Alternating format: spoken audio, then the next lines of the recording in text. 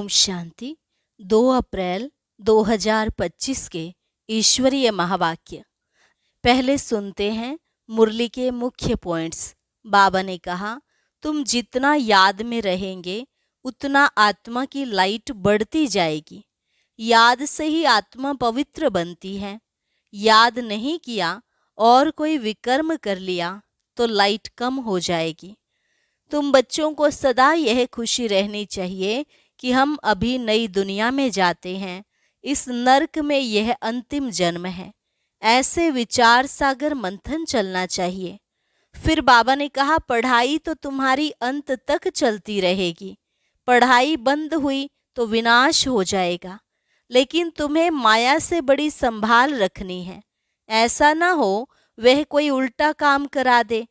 अगर एक बार गिरे तो फिर वह अवस्था हो न सके। भक्ति मार्ग में तो आप घात कर जैसे कि अपने शत्रु बन जाते हैं। यहाँ बाप मित्रता करने का उपाय बताते हैं। पावन बनो और बाप से पूरा वर्षा लो। एक बाप की श्रीमत पर चलते रहो, यही मित्रता है। लास्ट में बाबा ने कहा, मुख्य यही एक बात सबको समझानी है कि बाप और वर्षे को याद करो, साथ में दैवी गुण भी धारण करो, किसको दुख ना दो। इस समय की तुम्हारी लाइफ बहुत वैल्यूएबल है, क्योंकि तुम औरों का भी ऐसा जीवन बनाने की सर्विस करते हो। यहाँ जो अच्छी सर्विस करते हैं वही गायन लायक बनते हैं। और अब सुनते हैं महावाक्यों को विस्तार से। मुरली का सार। मीठे बच्चे, इस पुरानी पतित दुनिया से तुम्हारा बेहद का वैराग्य चाहिए, क्योंकि तुम्हें पावन बनना है।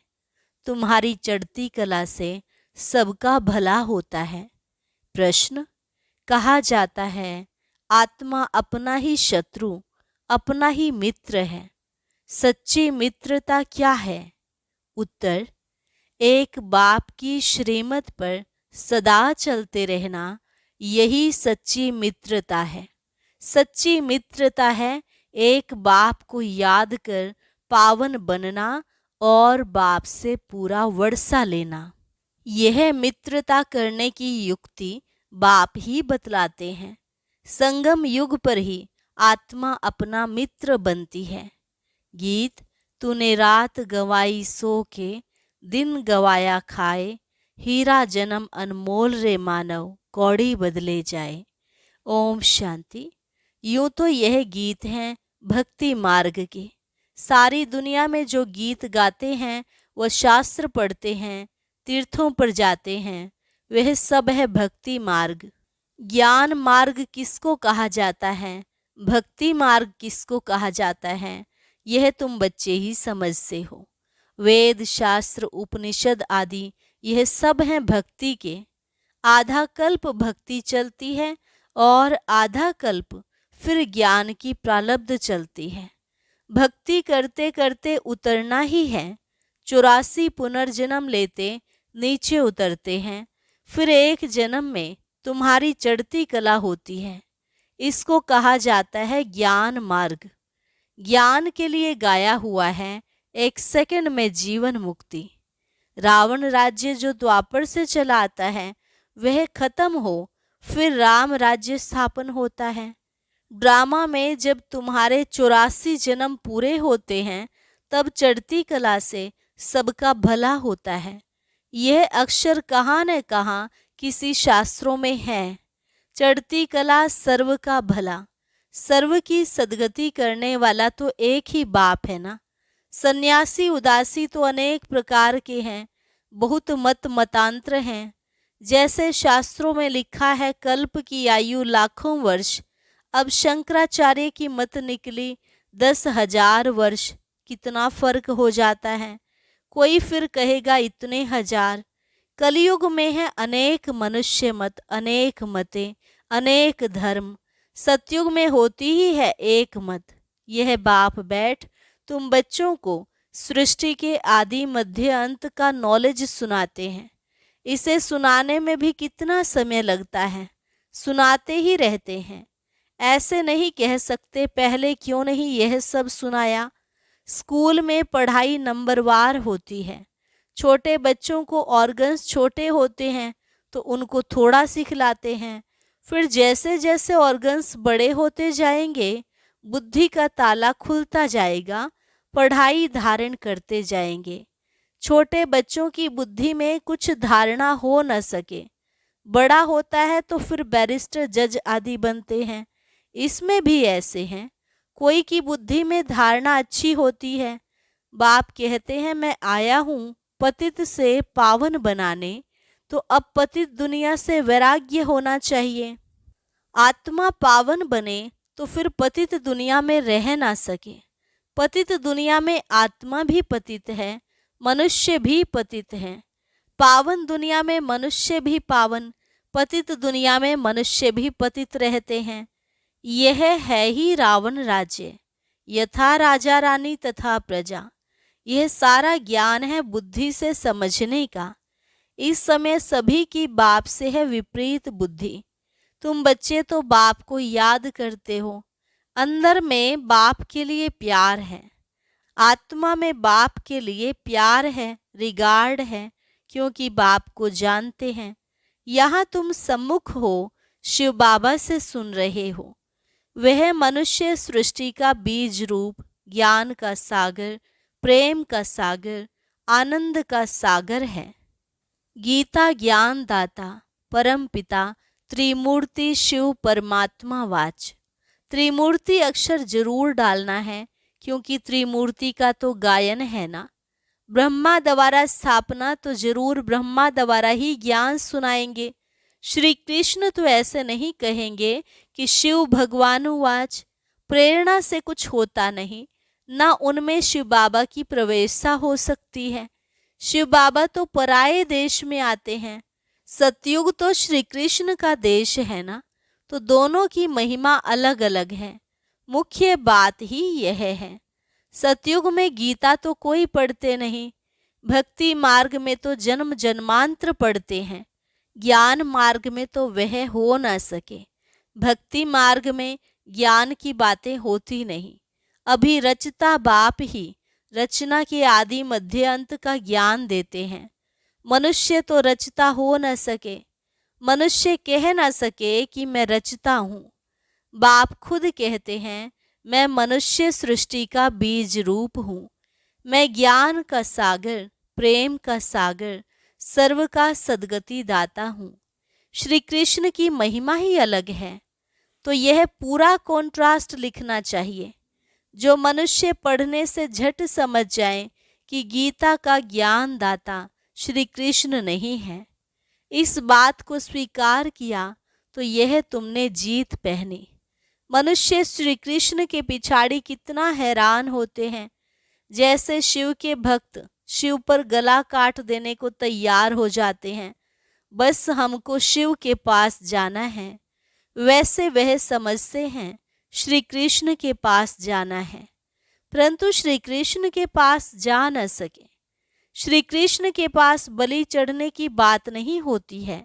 देवियों पर बलि चढ़ते हैं, देवताओं पर कभी कोई बलि नहीं चढ़ेंगे।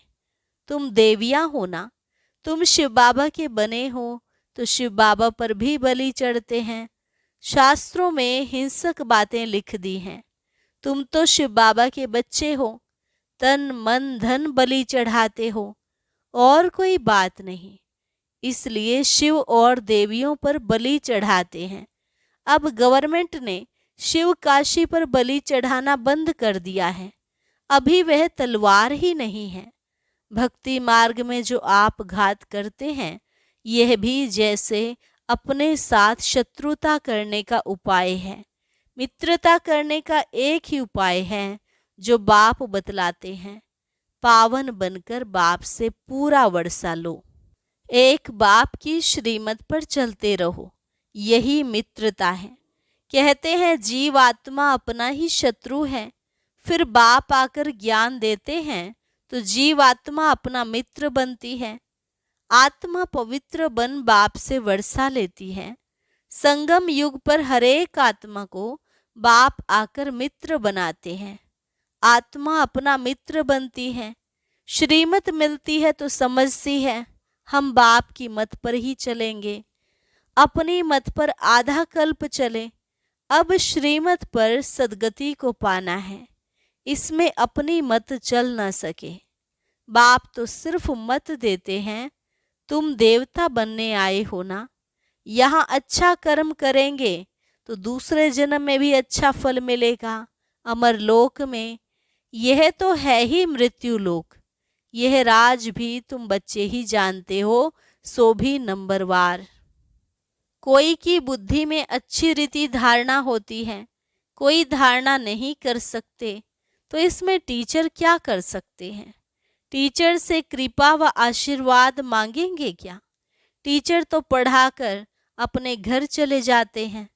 स्कूल में पहले पहले खुदा की बंदगी आकर करते हैं, हे खुदा हमको पास कराना, तो फिर हम भोग लगाएंगे।